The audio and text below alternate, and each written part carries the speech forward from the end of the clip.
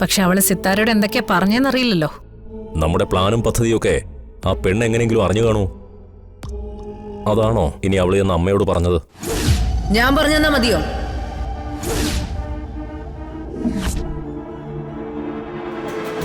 എന്താ ഇവിടെ നിൽക്കുന്നത്? ഡ്രൈവേഴ്സിനുള്ള ഡോർമെറ്ററിയിൽ ആകെ തിരക്ക്. ഇവിടെ ആകുമ്പോ നല്ല കാറ്റും തണുപ്പൊക്കെ ഉണ്ടല്ലോ. ഞാനൊരു റൂമിലിരുന്ന് ആകെ ബോറടിച്ചു. അതൊന്ന് പുറത്തേക്ക് ഇറങ്ങി. അന്ന് രാത്രി കണ്ടപ്പോൾ ആ ബഹളത്തിനിടയിൽ കൂടുതൽ സംസാരിക്കാനൊന്നും പറ്റിയില്ല. പിന്നെ നെല്ലിശ്ശേരി കുടുംബത്തിന് ഇങ്ങനൊരു തകർച്ച ഉണ്ടാവുമെന്ന് ഞാൻ ഒരിക്കലും കരുതിയതല്ല. അച്ഛനോടും ഞങ്ങളുടെ കുടുംബത്തോടുള്ള ശത്രുതയായിട്ട് ചിലര് ഇറങ്ങിത്തിരിച്ചതിന്റെ ഫലമാണ് ഇത്. സച്ചേട്ടൻ്റെ കല്യാണം ക്ഷണിച്ചതൊക്കെ എനിക്ക് ഓർമ്മയുണ്ട്. എനിക്ക് വരാൻ പറ്റിയില്ല, ഞാൻ സ്ഥലത്തുണ്ടായിരുന്നില്ല. പിന്നെ അർച്ചനേച്ചി എന്ത് പറയുന്നു?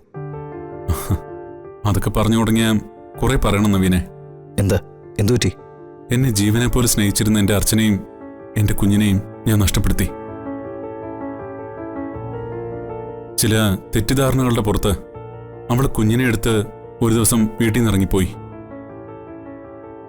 അവരെ തേടിയുള്ള യാത്രയാ ഇപ്പൊ എൻ്റെ ജീവിതം.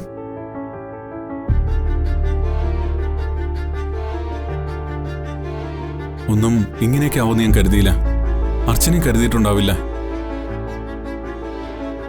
എവിടേക്കോ കണക്കുകൂട്ടലുകൾ പിഴച്ചു, എന്തൊക്കെയോ സംഭവിച്ചു.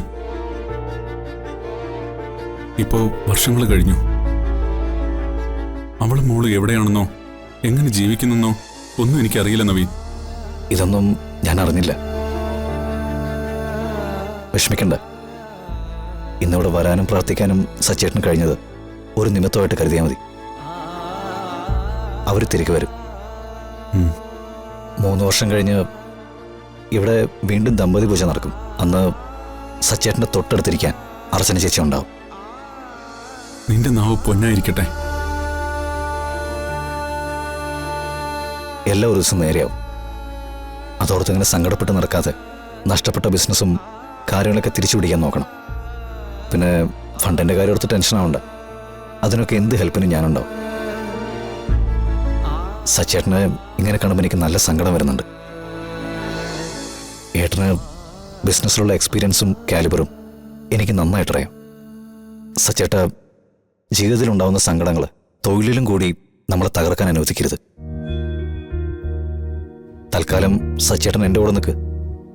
എന്നിട്ട് പോയതെല്ലാം തിരിച്ചു വിളിക്ക്. അപ്പോഴേക്കും അർച്ചന ചേച്ചിയും മോളും ഒക്കെ തിരിച്ചു വരും. നെല്ലിശ്ശേരി ഗ്രൂപ്പ് ഓഫ് കമ്പനീസിന്റെ പ്രതാപകാലത്ത് ധാരാളം പേര് ഞങ്ങളുടെ കൂടെ ഉണ്ടായിരുന്നു. എന്നാൽ അവരൊന്നും ആപത്ത് കാലത്ത് ഞങ്ങളെ സഹായിച്ചില്ല. അതുകൊണ്ട് നവീൻ ഇപ്പൊ പറഞ്ഞ ഈ നല്ല വാക്കുകളുടെ വില എനിക്ക് മനസ്സിലാവും. അതിന് ഞാൻ എന്നും കടപ്പെട്ടവനായിരിക്കും. പക്ഷേ അർച്ചനയും മോളും എന്റെ ജീവിതത്തിലേക്ക് വരാതെ എന്നെ കൊണ്ട് ഒന്നിനും ആവില്ല. എന്റെ മനസ്സ് ഒരിടത്ത് ഉറച്ചു നിൽക്കില്ല നവീനെ. നീ ഇപ്പൊ പറഞ്ഞ ഈ വലിയ കാര്യം ഞാൻ നിഷേധിക്കുകയാണെന്ന് കരുതരുത്. ബിസിനസ്സിലുള്ള എന്റെ മിടുക്കും കഴിവും എല്ലാം എവിടെയോ പോയി. ആ പഴയ സച്ചി അല്ല ഞാനിപ്പോ. അർച്ചന പോയതോടെ ഞാൻ അല്ലാതായി മാറിപ്പോയി.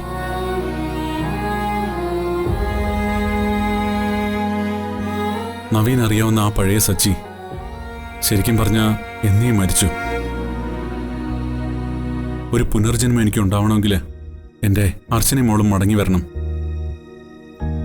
അതിനുള്ള കാത്തിരിപ്പില്ല ഞാൻ. മറ്റൊന്നിനെക്കുറിച്ചും ആലോചിക്കാൻ എനിക്കാവില്ല. സച്ചേട്ടാ, വേണ്ട നവീനെ. ഞാൻ നിന്റെ കൂടെ കൂടിയാ അത് നിനക്കൊരു ഉപദ്രവമാവുകയുള്ളൂ. വെറുതെ നമുക്കിടയിലുള്ള സൗഹൃദം ഇല്ലാതാക്കണ്ട.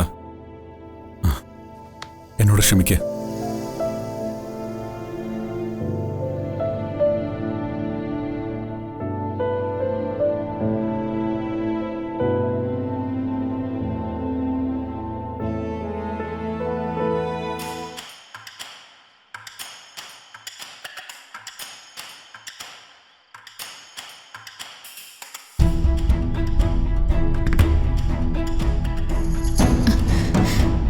എന്താ കൃഷ്ണ, എന്താ ഇപ്പൊ തന്നെ കാണണമെന്ന് പറഞ്ഞ? അത് എന്തായാലും പറയേ. അത് മാഡം ഞാനൊരു കാര്യം കേട്ടു. അത് മാഡത്തിനെ അറിയിക്കണമെന്ന് എനിക്ക് തോന്നി. എന്താ കൃഷ്ണ? പിന്നെ ഞാനത് പറഞ്ഞ മാഡം വഴക്കിനൊന്നും പോകരുത്. ആളുകളെ അറിഞ്ഞു പെരുമാറിയാൽ മതി. നീ കാര്യം എന്താ പറ. മാഡത്തിനെ കാണാൻ ഒരു ഗസ്റ്റ് വന്നില്ലേ, ഒരു സ്ത്രീ. എന്തോ ഒരു ബിസിനസ് പാർട്ട്ണർഷിപ്പിനെ കുറിച്ച് സംസാരിക്കാൻ വേണ്ടിയിട്ട്. അവന്തികയുടെ കാര്യമാണോ പറയുന്നത്? അവന്തിക, ആ അത് തന്നെ. അവർക്കെന്ത് പറ്റി? അവർക്കൊന്നും പറ്റിയില്ല. പക്ഷേ അവർ മേഡം വിചാരിക്കുന്ന പോലെ ഒരാളല്ല. അവരുടെ ഉദ്ദേശങ്ങളൊന്നും അത്ര ശരിയല്ല.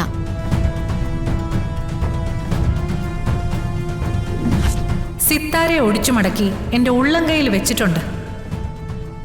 നമുക്ക് പുതിയ പുതിയ പ്രോജക്റ്റുകൾ കൊണ്ടുവരാം.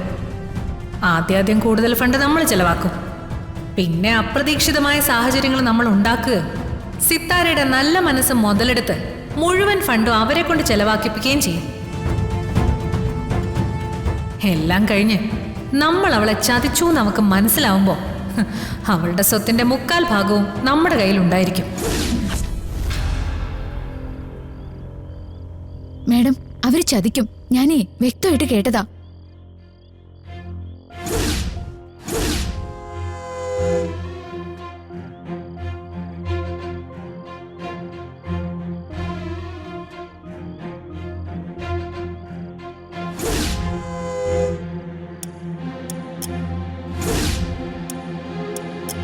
മേഡം ഒന്ന് സൂക്ഷിച്ചാ മതി.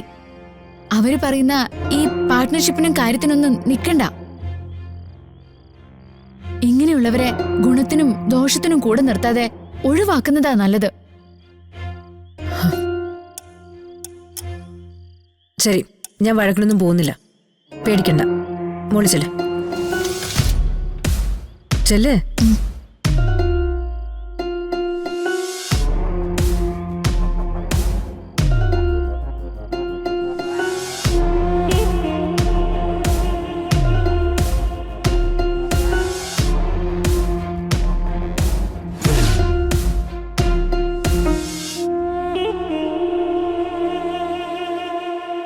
വേറൊന്നും കേട്ടില്ലേ? ഇല്ല, അത്രേ കേൾക്കാൻ പറ്റുള്ളൂ. പക്ഷേ അപ്പൊ തന്നെ പറഞ്ഞത് മാഡത്തിനെ കുറിച്ചാണെന്ന് എനിക്ക് ഉറപ്പായി. അതിപ്പോ എനിക്ക് മനസ്സിലായി. പക്ഷെ അവള് സിത്താരയോട് എന്തൊക്കെയാ പറഞ്ഞെന്നറിയില്ലല്ലോ. നമ്മുടെ പ്ലാനും പദ്ധതിയൊക്കെ ആ പെണ്ണ് എങ്ങനെയെങ്കിലും അറിഞ്ഞു കാണൂ. അതാണോ ഇനി അവള് എന്ന് അമ്മയോട് പറഞ്ഞത്? ഞാൻ പറഞ്ഞെന്നാ മതിയോ?